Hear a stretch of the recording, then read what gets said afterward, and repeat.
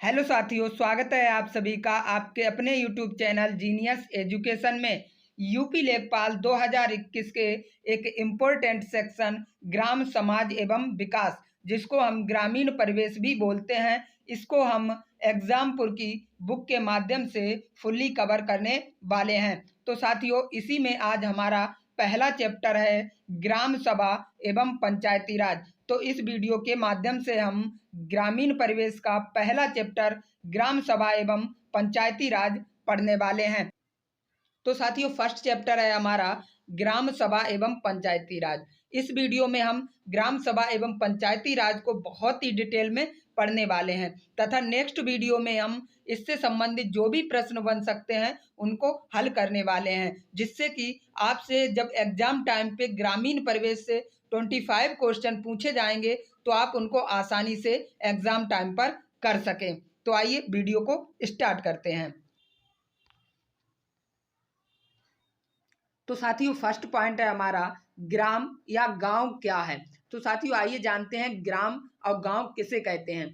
नगर की तुलना में एक निश्चित छोटे भौगोलिक क्षेत्र में रहने वाली जनसंख्या के इस निवास को ग्राम कहते हैं। यानी कि नगर की तुलना में एक निश्चित छोटा भौगोलिक क्षेत्र जहां पर जनसंख्या निवास करती है उसे हम ग्राम कहते हैं। यहाँ की जनसंख्या बहुसंख्यक मात्रा में प्राथमिक कार्यों से जुड़ी होती है और यहाँ की यानी कि गांव की जो जनसंख्या होती है वो अधिकांशतः प्राथमिक कार्यों से जुड़ी होती है। अब साथियों, आपको जानना जरूरी है कि प्राथमिक कार्य क्या होते हैं और द्वितीयक क्षेत्र के कार्य क्या होते हैं तथा तृतीयक क्षेत्र के कार्य क्या होते हैं, क्योंकि यहाँ से एग्जाम में क्वेश्चन पूछ लिया जाता है। तो साथियों, प्राथमिक क्षेत्र में हमारा कृषि, पशुपालन, कीट पालन, बागवानी इत्यादि आता है। वहीं पर साथियों, द्वितीयक क्षेत्र में हमारा निर्माण उद्योग आता है। क्या आता है? निर्माण और विनिर्माण उद्योग जो है वो कहाँ आता है? द्वितीयक क्षेत्र में आता है। तथा साथियों, तृतीयक क्षेत्र में तृतीयक क्षेत्र को हम सेवा क्षेत्र भी बोलते हैं। यही क्वेश्चन एक पीईटी के एग्जाम में द्वितीय शिफ्ट में पूछा गया था कि तृतीयक क्षेत्र को क्या कहते हैं, यानी कि सेवा क्षेत्र क्या बोलते हैं। यानी कि ये पूछा गया था कि सेवा क्षेत्र किसे कहते हैं, तो तृतीयक क्षेत्र को हम सेवा क्षेत्र बोलते हैं, जिसके अंतर्गत आपका क्या आता है। आप जो ये वीडियो मोबाइल के माध्यम से देख रहे हैं, ये मोबाइल आपका क्या है? तृतीयक क्षेत्र के अंतर्गत आएगा। परिवहन क्या है? ठीक है, ये परिवहन क्या है? ये भी तृतीयक क्षेत्र के अंतर्गत आएगा। यानी कि जो आपको सेवा प्रदान करे वो क्या कहाँ पर आएगा? वो आएगा तृतीयक क्षेत्र में। ठीक है, आगे बढ़ते हैं नेक्स्ट पॉइंट पर। साथियों, ग्राम शब्द का उल्लेख सबसे पहले ऋग्वेद में 13 बार मिलता है। यानी कि साथियों, जो ग्राम शब्द का उल्लेख है सबसे पहले कहाँ पर मिलता है, आपसे एग्जाम में क्वेश्चन पूछा जाएगा, आपको आंसर टिक करना है। ऋग्वेद में कितनी बार मिलता है? 13 बार मिलता है। और विष शब्द का उल्लेख 170 बार। और जो विष होता है, ग्राम से मिलकर विष बनता है। आपने आर्य समाज में, आर्य संस्कृति में पढ़ा होगा इसको। तथा जन शब्द का उल्लेख 275 बार मिलता है। ठीक है, ऋग्वेद में कहाँ पर ग्राम का उल्लेख? ऋग्वेद में कितनी बार? 13 बार। फिर इसके बाद बात आती है विष का, तो विष का उल्लेख भी आपको ऋग्वेद में मिलता है 170 बार। और जन शब्द का उल्लेख भी 275 बार ऋग्वेद में मिलता है। तो साथियों, आप जानते ही होंगे, पहले था आर्य संस्कृति में क्या था? कुल था। ठीक है, या परिवार जिसको हम बोलते थे। तो कुल से कई कुल मिलकर किसका निर्माण करते थे? कई कुल ग्राम का निर्माण करते थे। किसका? ग्राम का। और ग्राम से मिलकर बनता था विष। क्या बनता था? विष। और विष से मिलकर बनता था जन। और जन से मिलकर बनता था राष्ट्र। क्या बनता था? राष्ट्र। इस तरीके से साथियों इनका निर्माण होता था। ठीक है, आइए आगे बात करते हैं। एशिया का सबसे साफ गांव कौन सा है? मेलेनोंग है, जो कि मेघालय में है। मेघालय में एक गांव है मेलेनोंग, ठीक है, जो कि सबसे स्वच्छ गांव है। इस गांव में लगभग 100 परिवार निवास करते हैं। कितने? लगभग 100 परिवार। लिखित में अगर आपको पूर्ण बताया जाए तो 92, कितने? 92 गांव निवास करते हैं। कहां पर?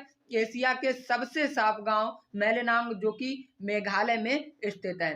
ठीक है, आगे बात करते हैं कि जो हमारा ग्राम होता है या राज्य देश किस प्रकार से निर्माण होता है आज के समय में। पहले तो क्या बनता था? कुल बनता था। कुल से ग्राम, ग्राम से विश्व, विश्व से जन और जन से राष्ट्र। अब क्या होता है, परिवार परिवार मिलकर किसका निर्माण करते हैं, गांव या ग्राम का निर्माण करते हैं। ठीक है, गांव और ग्राम से मिलकर बनता है आपका ब्लॉक, ब्लॉक से मिलकर बनती है तहसील, और तहसील से बनता है जिला, जिला से बनता है मंडल, मंडल से बनता है राज्य, और राज्य से मिलकर बनता है देश। तो इस तरीके से हमारा ग्राम, ब्लॉक और तहसील का निर्माण होता है। साथियों, आगे हम बात करेंगे कि गांव का अधिकारी कौन होता है, ब्लॉक का अधिकारी मेन कौन होता है, तहसील का जो हेड होता है कौन होता है। ठीक है, सबके बारे में हम आगे डिटेल में बात करने वाले हैं। अब बात करते हैं कि गांव में और शहर में किस प्रकार की विषमता आपको देखने को मिलती है।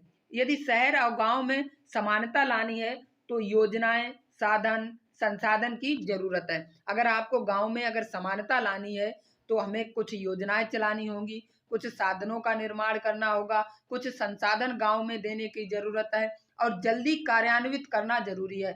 ये नहीं है कि योजनाओं को चलाया और छोड़ दिया, निकाली और छोड़ दी, उन पर कार्य करना भी जरूरी है। तो आइए बात करते हैं कि पहले यहाँ पर आपको शहर की कुछ विशेषताएं दी गई हैं, इसके बाद में आपको यहाँ पर गांव की भी कुछ विशेषताएं दी गई हैं।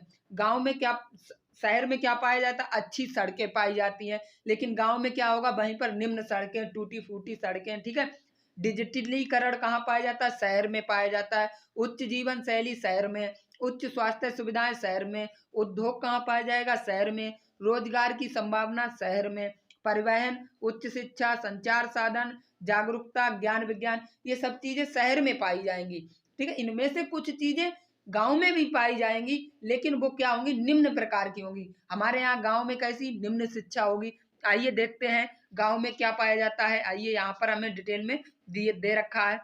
तो आइए साथियों देखते हैं गांव में क्या पाया जाता है। गांव में पाया जाता है रीति रिवाज, उच्च संस्कार, जो कि अच्छी एक साइन है गांव के दृष्टि से, कि गांव में उच्च संस्कार पाए जाते हैं, लेकिन शहरों में उच्च संस्कार की कमी देखने को मिलती है। यहाँ पर रूढ़िवादिता देखने को मिलती है, परंपराएं देखने को मिलती हैं, अंधविश्वास देखने को मिलता है, निम्न सड़कें आपको देखने को मिलती हैं, और निम्न डिजिटलीकरण देखने को मिलता है, और निम्न शिक्षाएं देखने को मिलती हैं। यही अंतर है गांव और शहर की, जो योजनाएं चल रही हैं और जो शिक्षा चल रही है, जो परंपराएं हैं, ये अंतर है ग्राम और शहर में। ठीक है, आगे बढ़ते हैं स्थानीय स्वशासन पर। तो साथियों, स्थानीय स्वशासन किसे कहते हैं, तो आइए जानते हैं। जिला एवं ग्राम स्तर पर इस प्रकार का शासन जिसमें राजनीतिक शक्तियों का विस्तार आम आदमी के हाथों में चला जाता है, या आम आदमी के हाथों में होता है, जिससे वे अपनी किसी भी प्रकार की समस्या का निवारण स्वयं कर सकें, उसे स्थानीय स्वशासन कहते हैं। यानी कि जिले पर और ग्राम स्तर पर जब राजनीतिक शक्तियों की जो शक्ति होती है वो अगर किसी निजी आम आदमी के हाथों में चली जाती है, ठीक है, और वो अपनी किसी भी समस्या का निवारण खुद कर सकते हैं, तो बोलते हैं स्थानीय स्वशासन। यानी कि वहां के स्थान के लोग ही अपने आप शासन करते हैं। ठीक है, नेक्स्ट बढ़ते हैं। इस प्रकार के शासन में राजनीतिक जागरूकता आती है। तो जो इस प्रकार का शासन होता है उसमें राजनीतिक जागरूकता आती है। सहभागिता मूलक लोकतंत्र होता है। यहाँ पर जो सहभागिता होती है वो लोकतंत्र की होती है। ठीक है, लोगों की होती है। आम आदमी का सशक्तिकरण हो जाता है, यानी कि आम आदमी को शक्तियां यहाँ पर प्राप्त हो जाती हैं और वो सशक्तिकरण हो जाता है, यानी शक्तिशाली हो जाता है। ठीक है, नेक्स्ट, विकेंद्रीकृत शासन व्यवस्था का विकास होता है। यानी कि यहाँ पर केंद्रीकृत, एक केंद्र में शक्ति नहीं, यहाँ पर शक्तियों का क्या हो जाता है, बिखराव हो जाता है, फैलाव हो जाता है। ठीक है, विकेंद्रीकृत का मतलब है शक्तियों का बिखराव कर देना। ठीक है, शक्तियां क्या हो जाती हैं, फैल जाती हैं। ठीक है, आगे बात करते हैं स्थानीय स्वशासन के प्रकार की। तो साथियों, स्थानीय स्वशासन के दो प्रकार होते हैं, एग्जाम में क्वेश्चन पूछा जा सकता है। तो फर्स्ट होता है ग्राम शहरी स्थानीय स्वशासन, नेक्स्ट होता है ग्रामीण स्थानीय स्वशासन।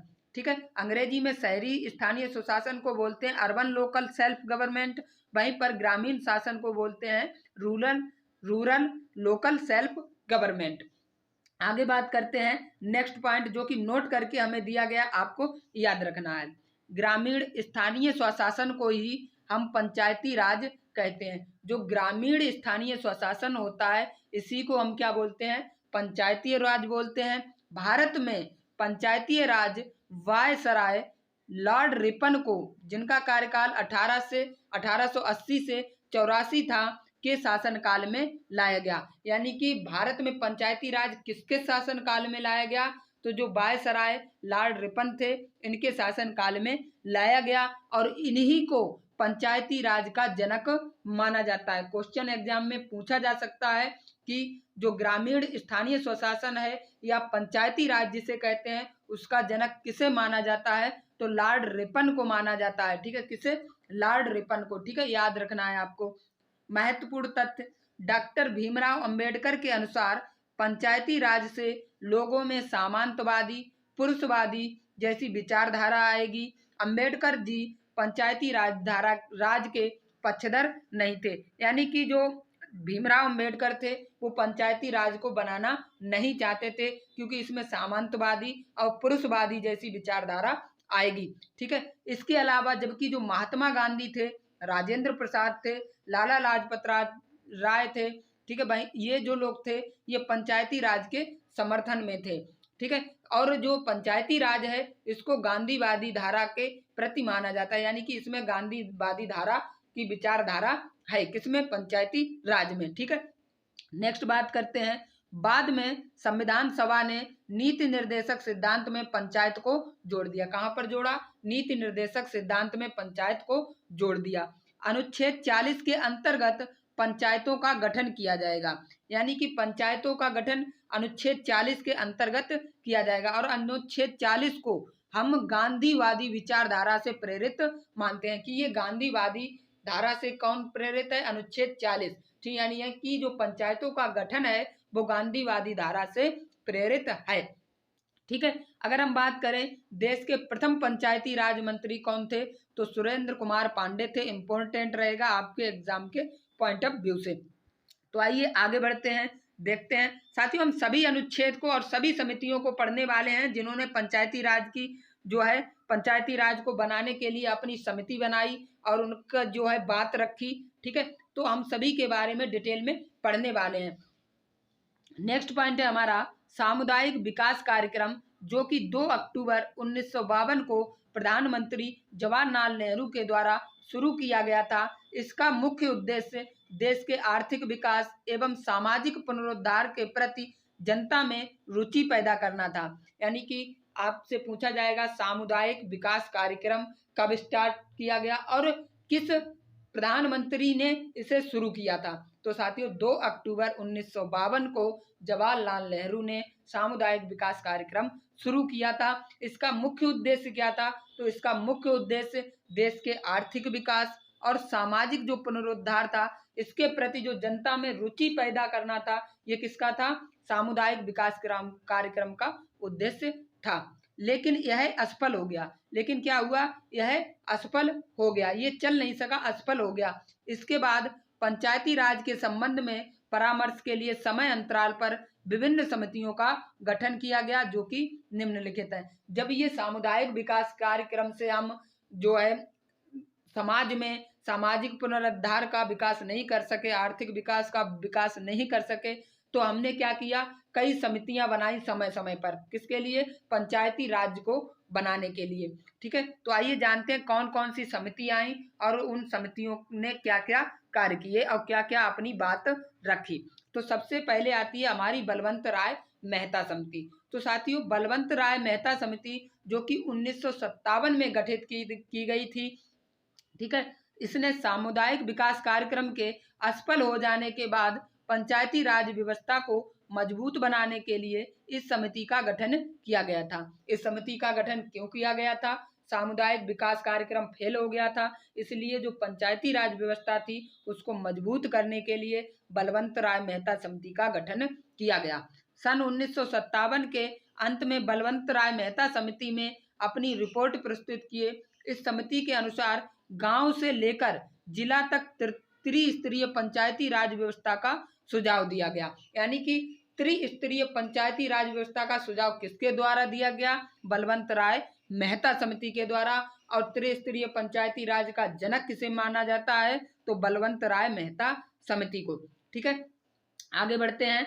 राय समिति ने इसे लोकतांत्रिक विकेंद्रीकरण की संज्ञा दी। ठीक है, इसने लोकतांत्रिक की लोगों के अंदर शासन होगा, ठीक है, शासन करने की क्षमता होगी, और विकेंद्रीकरण यानी कि यहाँ पर जो क्या होगा, शक्तियों का फैलाव हो जाएगा। ऐसा नहीं है कि जिला पर एक डीएम है, डीएम बैठा है तो सारी शक्तियां उसी के अंडर हैं, उसके नीचे कोई भी कार्य करने वाला नहीं है। यानी कि शक्तियों का इन्होंने क्या किया, फैलाव किया। जिला के नीचे एसडीएम, एसडीएम के नीचे यानी कि कई सारी जो गांव में जो आपका प्रधान होता है, ठीक है, मुखिया होता है, सरपंच होता है, ये सब जो है किसके अंतर्गत आता है, ये विकेंद्रीकरण शक्तियों के अंतर्गत आता है।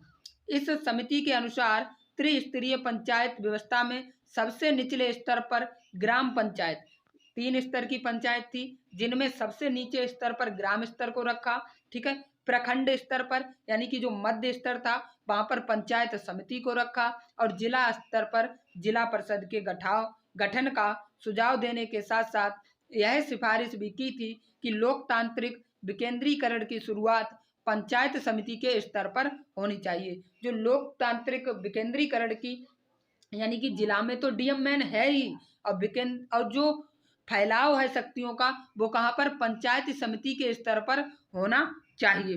राष्ट्रीय विकास परिषद ने 12 जनवरी 1958 को बलवंत राय मेहता समिति के प्रजातांत्रिक विकेंद्रीकरण की सिफारिशों को स्वीकार करते हुए राज्यों से इसे कार्यान्वित करने के लिए कहा।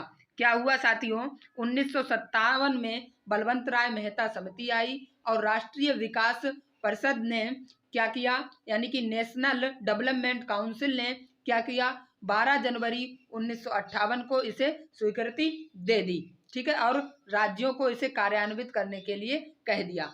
बलवंत राय मेहता समिति को पंचायती राज व्यवस्था का जनक, जैसा कि मैं आपको पहले ही बता चुका हूं, बलवंत राय मेहता समिति को पंचायती राज व्यवस्था का जनक, शिल्पकार या वास्तुकार कहा जाता है।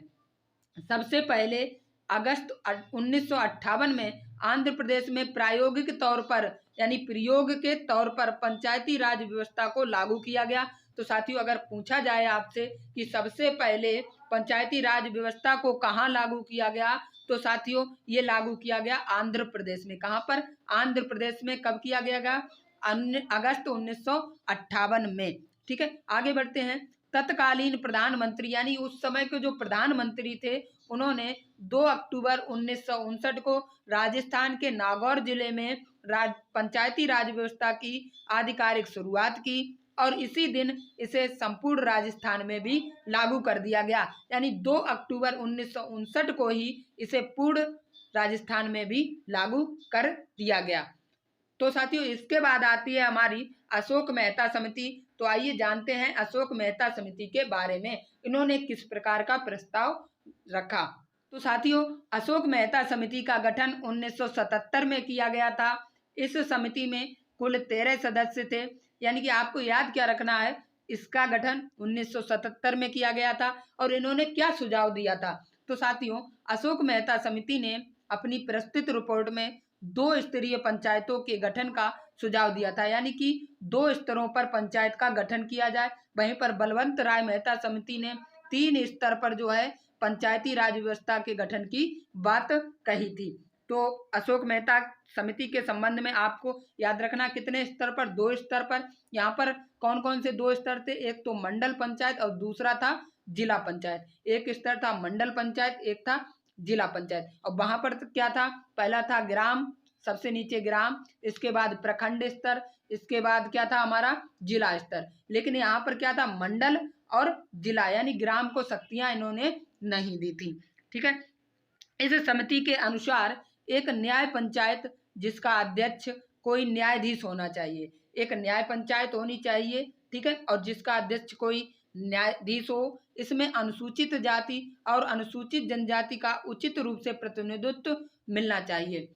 इस समिति के अनुसार चुनाव दलगत आधार पर होना चाहिए। ठीक है साथियों, यहाँ पर क्या था, यहाँ पर इन्होंने अनुसूचित जाति और अनुसूचित जनजाति के लिए भी कुछ सीटें आरक्षित की हुई थी। ठीक है, जब इसका हम इससे संबंधित प्रश्न करेंगे तब आपको और भी डिटेल में हम समझाने वाले हैं। ठीक है, ये नहीं कि प्रश्न पे ए सही, A right answer, B right answer ऐसा करके आगे बढ़ते जाएंगे, नहीं, हम फिर भी इस पर चर्चा करते जाएंगे। साथियों, आपको इस वीडियो को पूरा देखना है, एक बार देखना है, 2 बार देखना है, जब तक याद नहीं हो जाता तब तक इसको देखना है, ठीक है। अब इसके बाद आती है साथियों आपकी GV राय मेहता समिति, ठीक है। तो ये जो रिपोर्ट आती है ये आती है 1985 में। राजीव गांधी की सरकार ने पंचायती राज को सुदृढ़ बनाने के लिए GV राय समिति का गठन किया। इस समिति के अनुसार योजना निर्माण में केंद्रीयकरण नहीं होना चाहिए था। इन्होंने भी वही बात कर दी कि यही इस समिति के अनुसार भी क्या होता, जो योजना निर्माण है वो केंद्रीयकरण नहीं होना चाहिए। इस समिति के अनुसार जिला स्तर पर जिला आयुक्त का सृजन होना चाहिए। इन्होंने कहा कि जिला स्तर पर किसका, जिला आयुक्त का सृजन, एक मिनट, जिला स्तर पर जिला आयुक्त का गठन किया जाना चाहिए, ठीक है। आगे बढ़ते हैं। इस समिति में 4 स्तरीय पंचायत की बात कही। उन्होंने राज्य स्तर पर भी एक पंचायत की बात कही, यानी कि राज्य स्तर पर एक पंचायत, ठीक है, एक कहाँ पर, राज्य स्तर पर, और एक कहाँ पर, एक साथियों जिला स्तर पर, ठीक है, और दूसरी कहाँ पर, प्रखंड स्तर पर, और चौथी कहाँ पर साथियों, चौथी ग्राम स्तर पर। इन्होंने 4 पंचायत की बात कही, कहाँ पर, 4 प्रकार की 4 स्तरीय पंचायत की बात कही। तो पहली हमारी थी बलवंत राय मेहता समिति, जो कि 1957 में आई, 1958 में लागू हुई। वो कितनी साथियों, वो कितने स्तर पर थी, वो साथियों थी 3 स्तर पर। कितने स्तर पर? दूसरी आई हमारी GV राय मेहता समिति, अशोक मेहता समिति, जो कि थी 2 स्तर पर, ठीक है। इसके बाद आई GV राय मेहता समिति, जो कि थी 4 स्तर पर। आपको याद रखनी है, ये बातें इंपॉर्टेंट हैं आपके एग्जाम के पॉइंट ऑफ व्यू से। इसके बाद आती है 1 साल के बाद लक्ष्मी मल सिंघवी समिति की रिपोर्ट, ठीक है। तो इसको हम बोलते हैं, इसको साथियों हम ILM क्या बोलते हैं, ILM सिंघवी समिति रिपोर्ट भी बोलते हैं। आपको यहाँ पर जो है क्या नाम है, बिल्कुल भी घबराने की बात नहीं है। तो पहला पॉइंट हमारा 1986 में राजीव गांधी की सरकार में ही लक्ष्मी मल सिंघवी समिति का गठन किया गया। इस समिति की सिफारिशें निम्नलिखित हैं। इस समिति ने त्रिस्तरीय पंचायत के गठन का सुझाव दिया, ग्राम पंचायत, खंड पंचायत और जिला पंचायत। इन्होंने भी 3 प्रकार की पंचायतों का ही जो है गठन का सुझाव दिया। इस समिति ने अपनी प्रस्तुत रिपोर्ट में कहा कि पंचायतों को संवैधानिक दर्जा दिया जाना चाहिए और राज्य वित्त आयोग का गठन किया जाना चाहिए। तो साथियों एग्जाम में क्वेश्चन यहाँ से पूछा जाएगा कि किस रिपोर्ट ने या किस समिति ने पंचायतों को संवैधानिक दर्जा देने की बात कही। सबसे पहले किसने की, तो लक्ष्मी मल सिंघवी समिति की रिपोर्ट ने ये बात कही और कहा कि राज्य वित्त आयोग का भी गठन किया जाना चाहिए। तो ये आपके लिए इम्पोर्टेंट है, ठीक है। अब बात करते हैं पंचायतों को संवैधानिक दर्जा कब मिला। जब लक्ष्मी मल सिंघवी समिति ने इस बात की पुष्टि की, इस बात का प्रस्ताव रखा, तो इनका गठन हुआ कब। तो साथियों 73वें संविधान संशोधन अधिनियम के अंतर्गत पंचायती राज को लोकसभा और राज्यसभा से पारित तथा 20 अप्रैल 1993 में तत्कालीन राष्ट्रपति शंकर दयाल शर्मा की अनुमति मिल गई। कहने का मतलब है 73वें संविधान संशोधन जो कि 1992 का अधिनियम है। कौन सा अधिनियम 1992 का है, लेकिन लागू कब होता है, 20 अप्रैल 1993 में, ठीक है साथियों। याद रखना है आपको, लागू हुआ 20 अप्रैल 1993 को। अधिनियम कौन सा है, 1992 का। राष्ट्रपति कौन थे, शंकर दयाल शर्मा, ठीक है। आगे बात करते हैं पंचायती राज को भाग 9 में अनुच्छेद 243 से 243 ओ तक। कहाँ पर, भाग 9। आपको याद रखना पंचायती राज का संबंध कहाँ से है, भाग 9 से। अनुसूची 11 साथियों, कौन सी अनुसूची, अनुसूची 11, ठीक है। भाग 9 अनुसूची 11 अनुच्छेद 243 से 243 ओ तक, ठीक है। ए से ओ तक 243 यानी 243 तथा इसमें 29 विषय। 11वीं अनुसूची में कितने विषय रखे गए, 29 विषय। इन 29 विषयों को भी हम जानेंगे, ठीक है। यह अधिनियम 24 अप्रैल 1993 को लागू हुआ। कब हुआ, 24 अप्रैल 1993 को लागू हुआ। इसीलिए 24 अप्रैल को हर वर्ष पंचायती राज दिवस मनाया जाता है। आपको ये भी याद रखना है कि पंचायती राज दिवस कब मनाया जाता है। तो साथियों, पंचायती राज दिवस 24 अप्रैल को मनाया जाता है। क्यों मनाया जाता है? क्योंकि इसी दिन जो है पंचायती राज का गठन किया गया था, यानी कि इस अधिनियम को लागू कर दिया गया था। अब बात करते हैं अनुच्छेदों के बारे में, जो 243 से ए से लेकर ओ तक जो अनुच्छेद हैं उनके बारे में बात कर लेते हैं। तो साथियों, आपको सिर्फ इतना याद रखना है, अनुच्छेद 243 ए में क्या है, परिभाषाएं दे रखी हैं। ठीक है, किस प्रकार की परिभाषाएं? जैसे कि ग्राम सभा किसे कहते हैं? तो साथियों, ग्राम सभा क्या होता है, राज्यपाल के द्वारा अधिसूचित किसी ग्राम स्तर पर मतदाताओं के समूह को ग्राम सभा कहते हैं। यानी कि मतदाताओं की जो वोटर लिस्ट होती है वो सब क्या होता है, ग्राम सभा के मेंबर होते हैं। तो उसी को हम क्या बोलते हैं, ग्राम सभा बोलते हैं, जो अधिसूचित होती है किसके द्वारा, राज्यपाल के द्वारा। ठीक है, यह ग्राम सभा राज्यपाल के द्वारा अधिसूचित होती है। हम पहले ही जान चुके हैं किसके द्वारा, राज्यपाल के द्वारा अधिसूचित होती है। ठीक है, आगे बात करते हैं अनुच्छेद 243 बी। तो अनुच्छेद 243 बी में क्या है, पंचायतों का गठन। क्या है, पंचायतों का गठन। आपको सिर्फ इतना याद रखना, आगे आपको सिर्फ ये चीजें नॉलेज के लिए याद रखनी है, एग्जाम के पॉइंट ऑफ व्यू से बस इतना बहुत ही ज्यादा है। ठीक है, सफिशियंट है। आगे हम बात कर लेते हैं, भारत देश में त्रिस्तरीय पंचायत राज व्यवस्था का प्रधान है। कौन से, बलवंत राय मेहता समिति के अनुसार। ठीक है, प्रत्येक राज्य में ग्राम स्तर पर ग्राम पंचायत होगी, मध्यवर्ती स्तर पर क्षेत्र पंचायत या ब्लॉक पंचायत होगी, और जिला स्तर पर जिला पंचायत का गठन किया गया है। भारत में पश्चिम बंगाल एक ऐसा राज्य है जो कि अपवाद है, जहां पर 4 स्तरीय पंचायत बनाई गई है। ठीक है, ग्राम पर ग्राम पंचायत, अंचल पंचायत और आंचलिक परिषद और जिला परिषद, यहाँ पर जो है 4 पंचायतों का निर्माण किया गया। ठीक है, कौन सा राज्य है, एक पश्चिम बंगाल एक अनोखा राज्य है। ठीक है, अगर बात की जाए अनुच्छेद 243 सी की, तो यहाँ पर क्या है, पंचायतों की संरचना के बारे में दिया गया। आपको कितना याद रखना है, अनुच्छेद 243 सी में क्या है, पंचायतों की संरचना।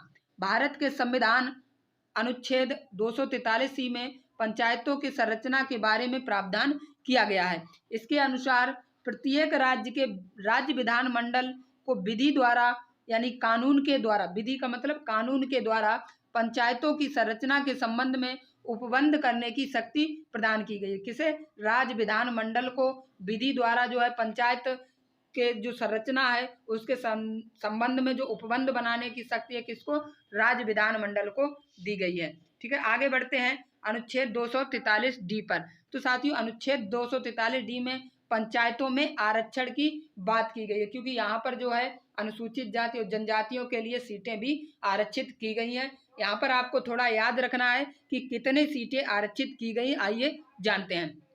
तो क्या है इसमें, पंचायतों में आरक्षण का प्रावधान, किसमें, 243 डी में। अनुसूचित जातियों, अनुसूचित जनजातियों तथा महिलाओं के लिए आरक्षण का प्रावधान है। अनुसूचित जातियों, अनुसूचित जनजातियों के लिए स्थान का आरक्षण उनकी जनसंख्या के अनुपात में होगा। किसके आधार पर आरक्षण देंगे, उनकी जनसंख्या के आधार पर। महिलाओं के लिए कम से कम 1/3 स्थान आरक्षित होंगे, जिसमें अनुसूचित जातियों तथा अनुसूचित जनजातियों की स्त्रियों के लिए आरक्षित स्थान सम्मिलित होंगे। यानी कि 1/3 स्थान जो है किसके लिए, महिलाओं के लिए, जिसमें कौन कौन सी महिलाएं, अनुसूचित जाति की महिलाएं भी आएंगी और अनुसूचित जनजाति की महिलाएं भी आएंगी। अगर साथियों बात करें आगे, 83वें संविधान संशोधन अधिनियम 2000 के द्वारा अरुणाचल प्रदेश में अनुसूचित जातियों का अस्तित्व न होने के कारण इनका आरक्षण समाप्त कर दिया गया। क्योंकि आंध्र प्रदेश में अरुणाचल प्रदेश में क्या है कि यहाँ पर जो है अनुसूचित जाति नहीं पाई जाती है, तो यहाँ का आरक्षण ही समाप्त कर दिया गया है।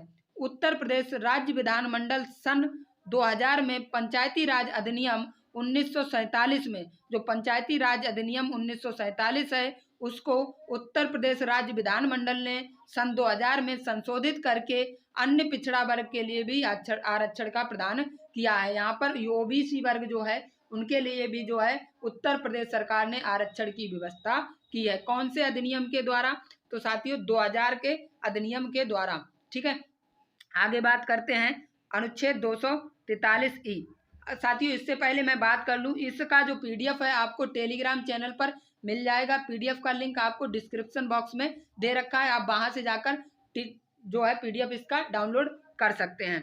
तो साथियों 243 में क्या दिया है, पंचायतों की अवधि कितनी होगी, यानी कि पंचायतों की जो अवधि है, कार्यकाल कितने वर्षों का होगा। तो साथियों सभी स्तर के पंचायतों की अवधि प्रथम अधिवेशन की तिथि से, जो प्रथम अधिवेशन होगा, प्रथम बैठक होगी, उसकी तिथि से 5 वर्ष निर्धारित किया गया है, यानी कि 5 वर्ष तक होगा। पंचायत के नए निर्वाचन उसकी अवधि के समाप्त होने के पूर्व ही करा लिए जाएंगे, और जो नई मान लो 5 वर्ष का कार्यकाल पूरा होना जा रहा है तो उससे पहले ही क्या होगा, चुनाव करा लिया जाएगा, निर्वाचन करवा लिया जाएगा। यदि समय से पूर्व जो है अगर पंचायत भंग हो जाती है तो 6 माह के अंदर अंदर पुनः चुनाव करा लिए जाएंगे। कितने, 6 माह, ठीक है, आपको याद रखना कितने माह के अंतर्गत, 6 माह के अंतर्गत पुनः चुनाव कराने की व्यवस्था की गई है। आगे बात करते हैं अनुच्छेद 243 है। तो इसमें सदस्यता की अयोग्यताएं दी गई हैं कि क्या क्या कैसे लोग जो है पंचायत सदस्य नहीं बन सकते हैं। तो साथियों इस अनुच्छेद में सदस्यता के लिए अयोग्यताओं का प्रावधान दिया गया है। कोई व्यक्ति किसी भी पंचायत का सदस्य निर्वाचित होने या सदस्य बने रहने के लिए अयोग्य होगा यदि, ठीक है, अयोग्य होगा कब, यदि एक किसी प्रवर्त विधि के अधीन राज्य विधानमंडल के निर्वाचित के होने के लिए अयोग्य है। यदि वह किसी भी प्रवर्त विधि के अधीन, यानी ऐसी कोई भी विधि जो कि राज्य विधानमंडल में, अगर आप राज्य विधानमंडल में क्या नाम है, अगर आपके ऊपर कोई भी मुकदमा चल रहा है तो आप जो है राज्य विधानमंडल में निर्वाचित नहीं हो सकते। तो यानी कि कोई भी विधि जो है अगर आप राज्य विधानमंडल से निर्वाचित होने से वंचित रह जाते हैं तो आप पंचायत के सदस्य भी नहीं बन सकते हैं, ठीक है। सेकंड, अगर 21 वर्ष से कम आयु है तब भी आप जो है पंचायत सदस्य नहीं बन सकते यदि वह राज्य विधानमंडल द्वारा बनाई गई किसी भी विधि के अधीन अयोग्य है, यानी कि राज्य विधानमंडल ने कोई भी विधि बना दी है, अगर राज्य विधानमंडल ने कह दिया आपसे कि आपकी आयु 25 वर्ष कर दी गई तो आप 25 वर्ष से कम हैं तो आप अयोग्य हैं, ठीक है। यानी कि राज्य विधानमंडल को शक्तियां यहाँ पर दी गई हैं कि वो कुछ भी यहाँ पर उपबंध बना सकते हैं, ठीक है। आगे बात करते हैं अनुच्छेद 243 की। तो इसमें पंचायतों की शक्तियों का विवरण दिया गया है। इस अनुच्छेद में पंचायतों की शक्तियों का प्रावधान किया गया है। राज्य विधानमंडल पंचायतों को ऐसी शक्तियां और प्राधिकार दे जो उन्हें स्वायत्त शासन संस्थाओं के रूप में कार्य करने में समर्थ बनाने के लिए आवश्यक हो। यानी कि जो राज्य विधानमंडल है जिसके अंतर्गत पंचायती राज की शक्तियां निहित हैं वो उनको पंचायती व्यवस्था को ऐसी शक्तियां दें जिससे कि वो अपना जो शासन है स्वयं चला सके। इसके बाद बात करते हैं अनुच्छेद 243H में।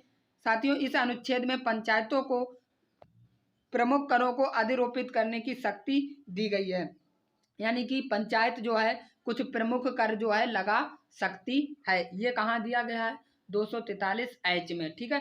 इसके बाद अनुच्छेद 243I में क्या है, इस अनुच्छेद में राज्य वित्त आयोग के गठन का प्रावधान किया गया है।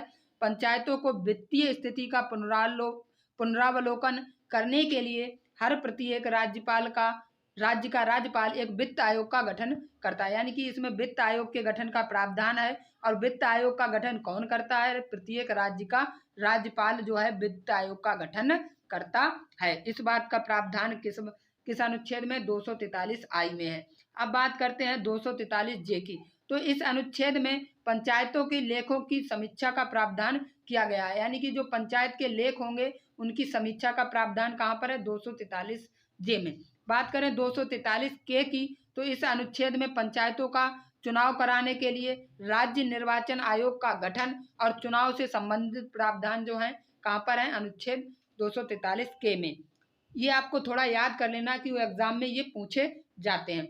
अनुच्छेद 243L में, इस अनुच्छेद में पंचायतों का संघ राज्य क्षेत्रों में लागू होने का प्रावधान किया गया है। आगे बात करते हैं अनुच्छेद 243M की। तो साथियों अनुच्छेद 243M में इसके अनुसार जो है भाग 9, कौन सा, भाग 9 पंचायत से संबंधित प्रावधान विभिन्न राज्यों व क्षेत्रों पर लागू नहीं होता। तो यह अनुच्छेद कहता है हमारा विभिन्न राज्य क्षेत्र, कुछ राज्य क्षेत्र ऐसे हैं जहां पर जो है जो भाग 9 है वो पंचायत से संबंधित जो कानून है प्रावधान है वो लागू नहीं होते। इस बात की पुष्टि करता है अनुच्छेद 243 एन। अनुच्छेद 243 एन यह अनुच्छेद विद्यमान विधियों तथा पंचायती राज के बने रहने का प्रावधान किया गया कि जो इस अनुच्छेद ने कहा है कि जो पंचायती राज है वो बनी रहेगी किस अनुच्छेद के तहत, 243 एन के तहत। अब बात करते हैं अनुच्छेद 243 ओ में क्या दिया है। यह अनुच्छेद पंचायत निर्वाचन से संबंधित मामलों में न्यायालय के हस्तक्षेप का वर्जन अर्थात न्यायालय के दखल न देने का प्रावधान किया गया है। यानी कि अनुच्छेद 243 ओ कहता है कि जो पंचायत का निर्वाचन होगा इससे जो संबंधित मामले होंगे उसमें न्यायालय हस्तक्षेप नहीं कर सकता, यानी हस्तक्षेप का वर्जन किया गया, वर्जित कर दिया गया है। ठीक है, आगे हम बात करते हैं 11वीं अनुसूची में हमें जो 29 विषय दिए गए हैं उनके बारे में। ये विषय कौन से हैं, अनुच्छेद 243(6) में दिए गए हैं। किसमें, 11वीं अनुसूची के जो 29 विषय हैं कहाँ पर दिए गए हैं, 243(6) में। कौन कौन से विषय हैं आपको ध्यान रखने हैं। ठीक है, ये कहाँ से, प्राथमिक कार्यों से ही जुड़े हुए हैं सभी विषय। ठीक है, किससे, प्राथमिक कार्यों से। ठीक है, कृषि एवं कृषि विस्तार, भूमि विकास, लघु सिंचाई, मत्स्य उद्योग, पशुपालन, पेयजल, लघु वन उपज, खादी ग्रामोद्योग। आपको एक बार इन सभी 29 विषयों को देख लेना है। ठीक है, सभी जो हैं किससे संबंधित हैं, सभी जो है ग्राम पंचायत से संबंधित विषय हैं और ये जो सभी है प्राथमिक क्षेत्र से जो है संबंधित विषय हैं। ठीक है, आपको 29 विषय ये देख लेने हैं। अब साथियों, अभी तक तो जो हमने पढ़ा वो तो था ही था, और इसके बाद जो है ये इम्पोर्टेंट बिंदु बहुत हैं, अच्छे हैं, इनको आपको बिल्कुल रट के रखना है, बिल्कुल याद रखना है, क्योंकि यहीं से क्वेश्चन एग्जाम में पूछे जाने की पूरी पूरी संभावना है। तो आइए फर्स्ट क्वेश्चन देख लेते हैं, फर्स्ट पॉइंट अपना देख लेते हैं। बलवंत राय मेहता समिति ने त्रिस्तरीय पंचायत व्यवस्था में पंचायत समिति को शक्तिशाली बनाने की सिफारिश की थी। ठीक है, बलवंत राय मेहता समिति ने क्या किया था, त्रिस्तरीय पंचायत व्यवस्था में पंचायत को शक्तिशाली बनाने की सिफारिश की थी, ऐसी बात हमें पता है। मेहता समिति ने किसे प्रमुखता प्रदान की थी, तो मेहता समिति ने जिला परिषद को, किसे, जिला परिषद को। इन्होंने क्या किया था, मंडल, किस पर, मंडल, और कहाँ पर, जिला पर, कहाँ पर, जिला पर। इन्होंने ग्राम को दर्जा नहीं दिया था, किसने, अशोक मेहता समिति ने। तो इन्होंने किसे, जिला परिषद को क्या नाम है, शक्तिशाली बनाने की बात कही थी। आगे, जिला स्तर पर जिला परिषद तथा मंडल पर ब्लॉक स्तर पर यानी कि पंचायत गठित करने का सुझाव किसने दिया था, अभी हम बात कर चुके हैं, अशोक मेहता समिति ने। जिला परिषद पर किसका, जिला परिषद का, जिला स्तर पर जिला परिषद का, और मंडल स्तर पर जो ब्लॉक स्तर का था, ये जो बात कही थी किसने, प्रस्ताव रखा था, अशोक मेहता समिति ने। ठीक है, साथियों यहाँ पर जीबी के राय, कौन सी, जीबी के राय समिति का संबंध किससे है, पंचायती राज व्यवस्था से है। किससे है, पंचायती राज व्यवस्था से है। इन्होंने क्या किया था, इन्होंने 4 स्तरीय, कितने स्तरीय, 4 स्तरीय पंचायत की बात कही थी। ठीक है, 1997 में गठित मेहता समिति का संबंध है साथियों पंचायत राज व्यवस्था से। कई बार ये एग्जाम में पूछे जाते हैं। तो पंचायती राज व्यवस्था से कितनी समितियां हमने पढ़ी, 4 समितियां। कौन कौन सी हमने पढ़ी, पहले बलवंत राय मेहता समिति, दूसरी पढ़ी हमने अशोक मेहता समिति, तीसरी पढ़ी जीवी के राय मेहता समिति, और चौथी पढ़ी हमने लक्ष्मीमल सिंघवी समिति। ठीक है, ये 4 समितियां हमने पढ़ी। ठीक है, आगे बढ़ते हैं। योजना आयोग की सिफारिश पर जीवी के राय समिति का गठन कब किया गया था, साथियों 1985 में किया गया था। कब किया गया था, 1985 में। एक साल बाद आई थी, एक साल बाद 1986 में कौन सी समिति आई थी साथियों, वो आई थी लक्ष्मीमल सिंघवी समिति। ठीक है, किस समिति ने सर्वप्रथम पंचायती राज संस्थाओं को संवैधानिक स्थिति प्रदान करने की सिफारिश की थी, साथियों मैंने आपसे वहां पर बात भी की थी। ये क्वेश्चन पूछा जा सकता है और पूछा जाएगा। ठीक है, स्टार मार्क कर लीजिए इसको आप। तो इसका सही आंसर है एलएम। ठीक है, एलएम सिंधवी समिति, हमने ये भी बोला था, इसको क्या बोलते हैं, एलएम सिंधवी समिति, यानी कि लक्ष्मी मल, क्या, एल से लक्ष्मी, एम से मल, सिंधवी समिति ने। ठीक है, आगे बात करते हैं। किसी राज्य के राज्यपाल को उस राज्य की पंचायतों द्वारा विनियोजित किए जा सकने वाले करों और शुल्कों के निर्धारण के सिद्धांत के बारे में सिफारिश कौन करेगा, तो राज्य वित्त आयोग के इसके बारे में सिफारिश करेगा। और राज्यपाल क्या करेगा, कर लगा सकता है, या राज्य विधानमंडल जो है कर लगा सकता है। किस चार्टर अधिनियम द्वारा बम्बई, कोलकाता तथा मद्रास महानगरों के लिए नगर निगम स्थापित किया गया? तो साथियों ये हमने नहीं पढ़ा, लेकिन आपको इम्पोर्टेंट पॉइंट में याद रखना है, 1793 के चार्टर अधिनियम के द्वारा। ठीक है, इसके बाद किस अधिनियम द्वारा सर्वप्रथम नगरीय प्रशासन के संबंध में स्पष्ट प्रावधान किया गया? तो भारत सरकार अधिनियम 1919, जिसे क्या बोलते हैं, मॉन्टेग्यू चेम्सफोर्ड सुधार अधिनियम। ठीक है, इसके द्वारा जो है सर्वप्रथम नगरीय प्रशासन के संबंध में स्पष्ट प्रावधान किए गए। भारत में सर्वप्रथम नगर निगम की स्थापना कहाँ की गई थी? तो मद्रास में की गई थी, वर्तमान में चेन्नई बोलते हैं। कब की गई थी? 1987 में की गई थी नगरीय शासन की, नगरीय नगर निगम की व्यवस्था। ठीक है, आगे बात करते हैं। भारतीय संविधान में पंचायतों एवं नगर पालिकाओं के संबंध में किस वर्ष प्रावधान किया गया? 1993 में। कब? 1993 में, 1992 अधिनियम के द्वारा। कौन से अधिनियम? 1992, 1993 में। ठीक है, कब लागू? 24 अप्रैल। ठीक है, 24 अप्रैल 1993 को लागू। किस संविधान संशोधन द्वारा नगर पालिकाओं को संवैधानिक दर्जा प्रदान किया गया? तो 74वें संविधान संशोधन अधिनियम 1992 द्वारा। पंचायतों की बात आए तब आपको 73वां संविधान संशोधन, नगर पालिकाओं की बात आए तो 74वां संविधान संशोधन। ठीक है, और अगर पंचायत और नगर पालिकाओं के संबंध में दोनों को कब दर्जा प्राप्त किया गया? 1993 में। याद रखना, छोटी छोटी बातें हैं लेकिन आप एग्जाम में गलत कर जाएंगे। ठीक है, आगे बढ़ते हैं। 73वें संविधान संशोधन अधिनियम के अंतर्गत पंचायती राज को लोकसभा राज्यसभा से प्रेरित तथा 20 अप्रैल को 1993 में तत्कालीन राष्ट्रपति शंकर दयाल शर्मा की अनुमति मिल गई। कब मिली? 20 अप्रैल को। 20 अप्रैल को ही बनाते हैं पंचायती राज दिवस। पंचायती राज में भाग 9 कहाँ पर है? भाग 9 में है, अनुच्छेद 243 ए से 243 ओ तक है। ठीक है, 11वीं अनुसूची में है, जिसमें कुल कितने विषय हैं? 29 विषय हैं। याद रखना है, बहुत छोटी सी बातें हैं। नेक्स्ट पॉइंट है, पंचायती राज संस्थाओं को संवैधानिक दर्जा प्रधानमंत्री पीवी नरसिंह राव के कार्यकाल में 73वें संविधान संशोधन अधिनियम 1992 द्वारा, जो कि 24 अप्रैल 1993 को प्रभावी हुआ। जैसा कि मैं आपको पहले ही बता चुका हूँ, अधिनियम कौन सा है? 1992 का, लेकिन प्रभावी कब होता है? 1993 में। ठीक है, इसके बाद आती है पीके थुंगन समिति इसके बाद आती है पीके थुंगन समिति तथा एलएम सिंघवी समिति ने पंचायती राज व्यवस्था को संवैधानिक दर्जा प्रदान करने की सिफारिश की। लेकिन सबसे पहले किसने की? एलएम सिंघवी समिति ने। किसने? एलएम सिंघवी समिति ने। याद रखना है। भारत में 1 जून 1993 को नगर पालिकाओं से संबंधित संवैधानिक प्रावधान लागू हुआ। अगर नगर पालिकाओं से संबंधित तो 1 जून को, पंचायती राज व्यवस्था से संबंधित 24 अप्रैल को। ठीक है, याद रखनी है आपको ये बातें। राष्ट्रपति शंकर दयाल शर्मा 74वें संविधान संशोधन अधिनियम 1992 को अनुमोदित करते हैं। कौन? राष्ट्रपति शंकर दयाल शर्मा। नगरीय शासन व्यवस्था राज्य सूची का विषय है। किसका विषय है? राज्य सूची का विषय है। नगर पालिकाओं में से संबंध भाग 9A, यानी कि साथियों जो पंचायती राज व्यवस्था उससे संबंधित है 9, भाग 9, लेकिन जो नगर पालिका है इससे संबंधित है 9A, अनुच्छेद 243 पी से लेकर 243 जेड जी तक। ठीक है, आपको याद रखना है।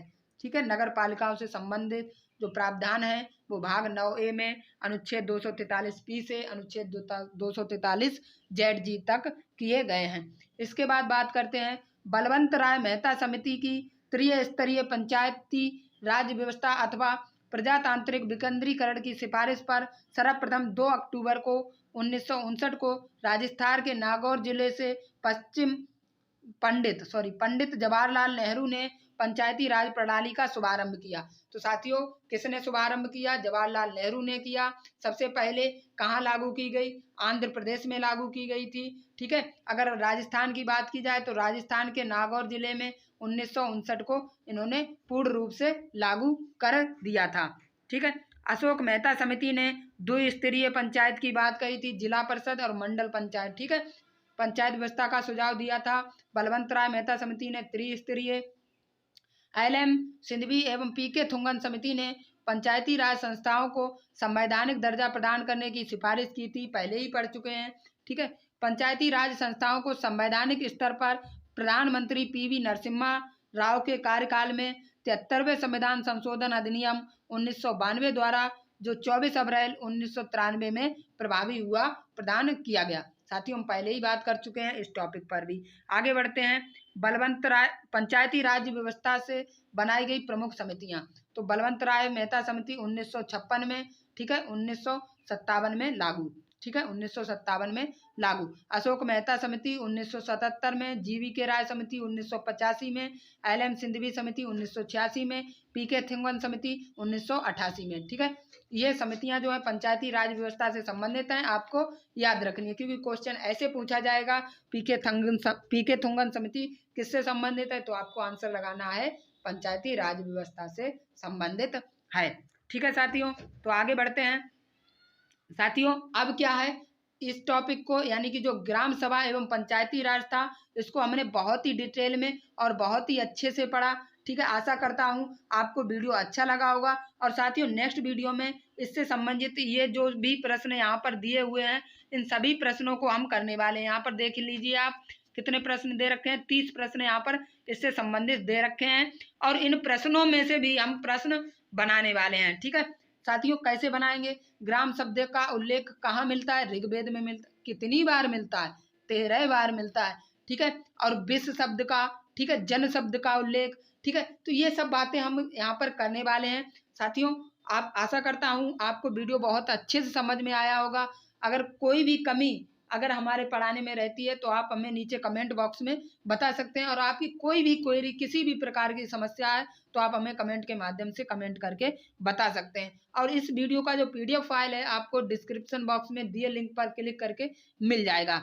तो साथियों, आज की वीडियो में बस इतना ही। मिलते हैं नेक्स्ट वीडियो में, तब तक के लिए बाय बाय, टेक केयर, जय हिंद।